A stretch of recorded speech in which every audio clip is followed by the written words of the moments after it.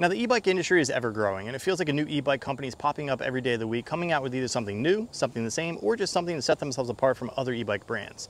Now, there's so many different fat tire electric bike companies that are out there. Today, we're going to find out what sets E-Skute apart from all those brands. This is the all-new E-Skute Spark X. Let's get this video started and see what this thing has to offer.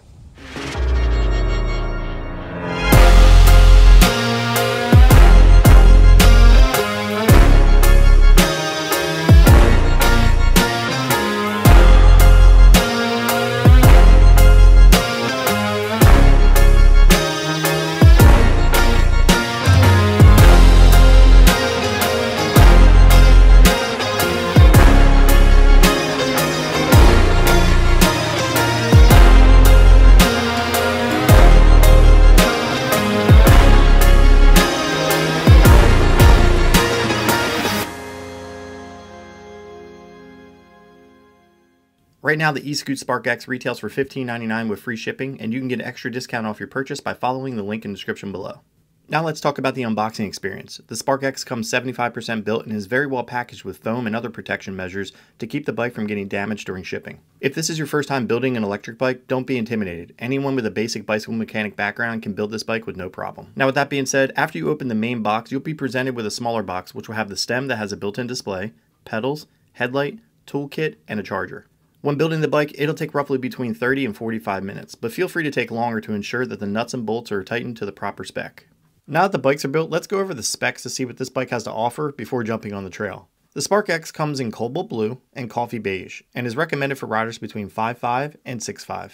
The frame is made out of 6061 aluminum alloy and comes with a hydraulic lockout fork with 120 millimeters of travel. For added comfort and traction, the bike comes with 26x4 CST fat tires, which I found to be comfortable on-road and off-road.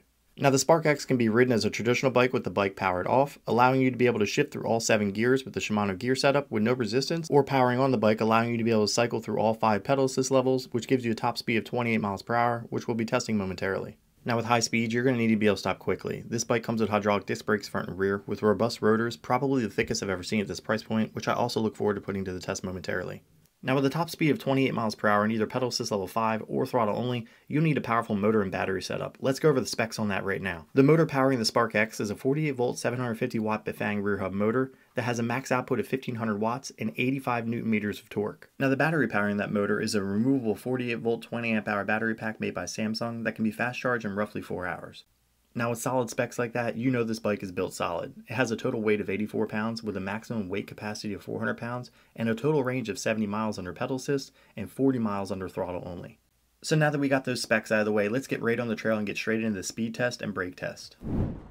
Alright, so we got a full charge. We're going to get straight into the speed test and brake test. Let me put this in pedal assist level 5. This is going to be pedaling only, no throttle. Hitting start, and here we go.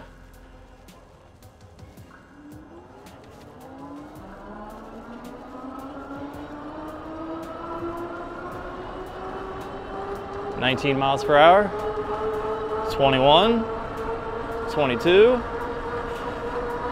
25, 26, 27. See if we can get that 28. There's that 28. We're gonna do a brake test here in 3, 2, 1. Woo! That is fast. Oh my God, that is fast. So we're able to reach a top speed of 28.4 miles per hour with an average speed of 21.8 miles per hour and a total distance of 949 feet in 32 seconds, which is absolutely insane. This thing's a beast. The braking distance on this is actually pretty proper. I'd say it was about 25 to 28 feet. I did slam on the rear brake, feather the front. Don't want to go too hard feathering the front because you don't want the front end to wash out. So with that being said, this thing is A-okay in my book when it comes to speed test and brake test. Let's head over to the hill test. So while we're on our way over to the hill test, I want to talk a bit about my riding experience so far. This bike's actually been pretty pleasant, no matter what terrain I've actually thrown at it. I've done about 28 miles on it so far, and I don't feel fatigued. The flat ergonomical grips, nice plush seat. The suspension actually feels pretty premium in my opinion. I haven't bottomed out in that at all. The overall acceleration of this bike, which you saw in the speed test, is pretty top notch. One thing I found out that I didn't see in the manual was actually there's a cruise control. Hold the throttle for 5 seconds or more and enable cruise control, and that's a really nice touch.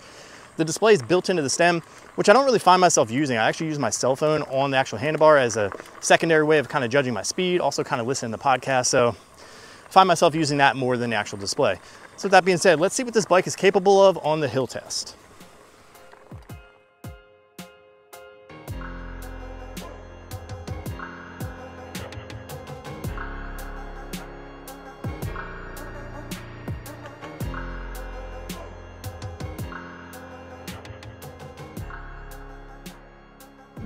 All right, so we're gonna do this in pedal assist level 5 and throttle only. Let's first start out with pedal assist. A little bit of kick in there, let's see. There you go, engaged in, and we are off. Flying up the hill right now. 21 miles per hour. 22 miles per hour. Let's come up to this first turn, gotta tap these brakes. Kick him back into gear. Back up to 22, 23. Oh, slam on these brakes, man. This thing is fast, dude. Final stretch. This thing's got a lot of torque. You can feel it.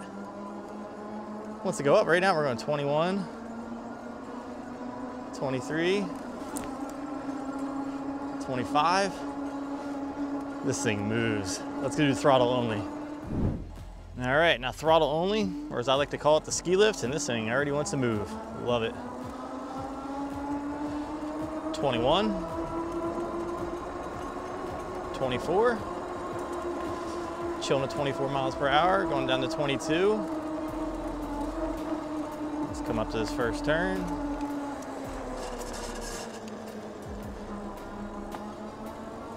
Second straightaway, 22, 23, these brakes, the last climb. 17, 19, 20. Nice, good amount of power coming up this thing. So 40 miles later on the E-Skute Spark X, I've got a good understanding of what this bike is capable of. With the hill test and the speed test, the hill test being pedal assist level 5 and throttle only, I zipped right up it. The speed test, they claimed 28 miles per hour. We achieved 28.2 miles per hour, which is actually really impressive because a lot of brands can't live up to what they say. So with that being said, this bike is really comfortable on and off trail, really plush seat, really plush suspension, and it has that really unique display built into the stem. There's a lot of really cool things out there when it comes to E-Skute and all their products. So if you're interested in this bike or any other bike they have to offer, click the link in the description below. If you guys have any suggestions for future videos, put those in the comments below. If you guys like this video, drop a like. If you love it, hit the subscribe button, and I'll catch you in the next one.